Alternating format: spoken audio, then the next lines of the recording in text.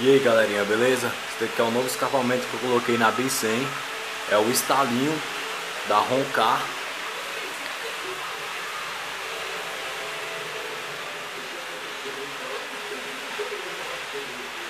Um ótimo escapamento.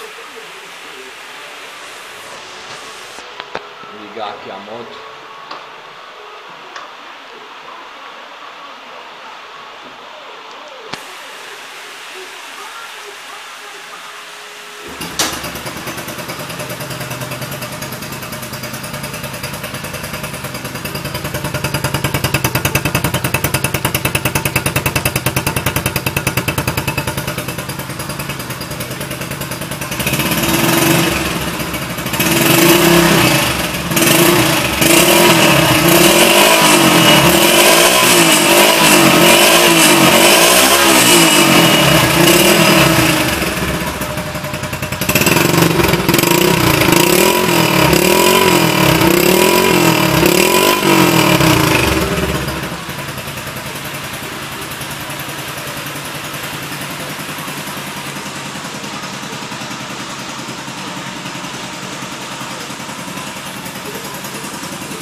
Um ótimo escapamento mesmo.